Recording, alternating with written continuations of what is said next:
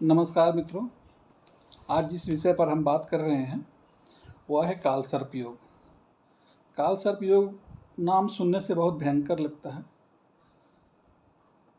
लेकिन ये उतना भयंकर है नहीं। जब कुंडली में सारे ग्रह राहु केतु को छोड़कर, राहु केतु छाया ग्रह हैं, राहु केतु को छोड़कर यानी सूर्य, चंद्रमा, मंगल, बुध, गुरु, शुक्र और शनि, सातों ग्रह जब राहु और केतु के बीच में हो, यानी एक जगह राहु हो, एक जगह केतु हो और उस बीच में सारे ग्रह एक साथ आ जाएं, तो ऐसी दशा को हम कालसर्प योग कहते हैं। राहु से केतु हमेशा सातवां होता है, राहु से केतु हमेशा सातवां होता है और केतु से राहु सातवां।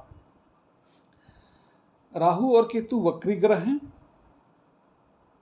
सूर्य और चंद्रमा मार्गी हैं।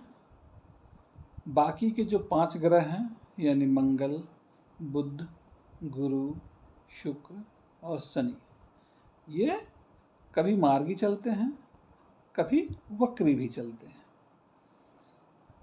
तो जब भी आप पहले ये तो समझ गए कि एक राहु, आप देखेंगे कि आपकी कुंडली में कहाँ राहु बैठा है और कहाँ केतु बैठा है, और उन दोनों के बीच में एक ही तरफ सारे के सारे ग्रह आ जाएं। एक भी ग्रह अगर उससे बाहर दूसरी तरफ है तो वैसी स्थिति में कालसर्प योग नहीं बनेगा। तो कालसर्प योग कैसे दिख रहा है वो समझ में आ जाएगा। अब इसका नाम कालसर्प योग क्यों पड़ा, उसके पीछे भी एक छोटी सी कहानी क्या तथ्य है। तथ्य यह है कि राहु का जन्म भरणी नक्षत्र में हुआ। भरणी नक्षत्र के देवता हैं यम, और यम का ही दूसरा नाम है काल। और जो राहु के साथ जो दूसरा ग्रह है केतु, केतु का जन्म अश्लेषा नक्षत्र में हुआ। अश्लेषा नक्षत्र के स्वामी है सर्प, इसलिए राहु और केतु के जन्म नक्षत्रों के स्वामी के नाम पर इसका नाम पड़ा काल सर्प योग। अब मान लीजिए कि किसी एक व्यक्ति की कुंडली में काल सर्प योग है, तो वह नुकसान पहुंचा रहा है। उसके नुकसान पहुंचाने की तीव्रता कितनी है, यह देखने के लिए एक छोटा सा उपाय है।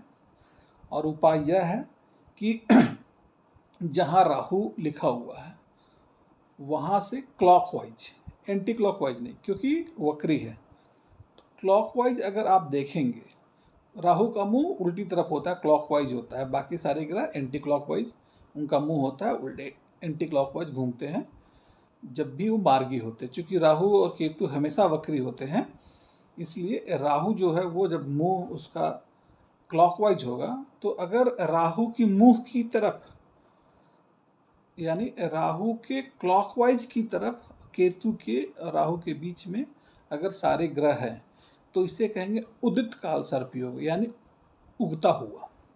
जैसे राहु का जो मुंह है वो ग्रसित करने जा रहा है सारे ग्रहों को। अगर एंटी क्लॉकवाइज रहे तो राहु के मुंह के पीछे की तरफ हो जाएगा, तो वो अनुदित कहलाएगा, यानी उदित नहीं है। तो अगर उदित होगा तो उसके द्वारा जो नुकसान होने वाली है उसकी तीव्रता अधिक होगी।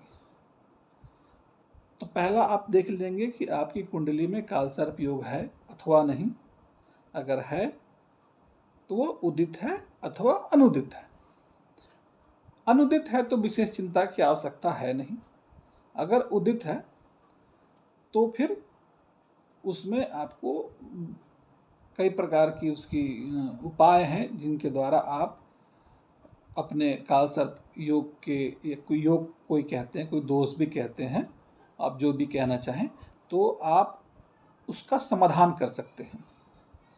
अब जैसे ये मानिए कि लग्न में राहु बैठा है तो केतु सप्तम भाव में होगा, द्वितीय में राहु है तो केतु अष्टम भाव में होगा। इस प्रकार कुल 12 जगह बनती हैं, क्योंकि 12 घर होते हैं कुंडली में। तो कई प्रकार के 12 प्रकार के नाम हैं उनके। कुलिक काल सर्पयोग, शेषनाग काल सर्पयोग, तक्षक काल सर्पयोग, पद्म काल सर्पयोग, अनंत काल सर्पयोग, महापद्म काल सर्पयोग, इस तरह के नाम है 12। तो खैर उन नामों से विशेष कोई आपको चिंतित होने की आवश्यकता नहीं है। अगर आपने देख लिया आपकी कुंडली में काल सर्पयोग है और आप उसका निवारण चाहते हैं, तो कई सारे उपाय हैं। एक तो उपाय है कि आप चले जाइए त्र्यंबकेश्वर या महाकाल के मंदिर में और वहाँ जाकर शांति की पूजा करा लीजिए। घर बैठे अगर आप उपाय करना चाहते हैं तो शिव तांडव स्तोत्र का पाठ किया कीजिए। एक सोने का नाग और नागिन बनाकर बहते हुए जल में, यानी जल प्रवाह यानी नदी में उसको विसर्जित कर दीजिए। 32 ग्राम चांदी 32 ग्राम जी 32 ग्राम चांदी की एक सर्पाकार कड़ा बनवाकर आप उसे धारण कर सकते हैं। नाग पंचमी के दिन रुद्राभिषेक करवा सकते हैं। इन सारे उपायों से आपको काल सर्प दोष या काल सर्प योग के जो दुष्परिणाम होंगे, इनमें मुख्य रूप से जो दुष्परिणाम सामने आते हैं वो होते हैं घर में कलह, छोटे भाई बहनों से नहीं बनना,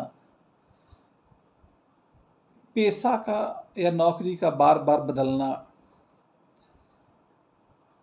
स्वभाव में कटुता आना, वाणी में बहुत तीव्रता होना। लेकिन हमेशा यह योग बुरा ही नहीं होता है, क्योंकि आपने सुना भी होगा कि सचिन तेंदुलकर की कुंडली में भी काल सर्प योग था और ऐसे बहुत सारे बड़े लोग हुए हैं जिनकी कुंडली में काल सर्प योग था। विशेष जानकारी के लिए मेरा मोबाइल नंबर हर वीडियो में रहता है, डिस्क्रिप्शन में आप कॉल कर सकते हैं, जानकारी पूछ सकते हैं। जानकारी जो साझा की जा रही है आप लोगों के साथ, अगर वो पसंद आ रही है तो चैनल को लाइक करें, सब्सक्राइब करें, अपने कमेंट्स दें, दूसरों के साथ शेयर करें। धन्यवाद।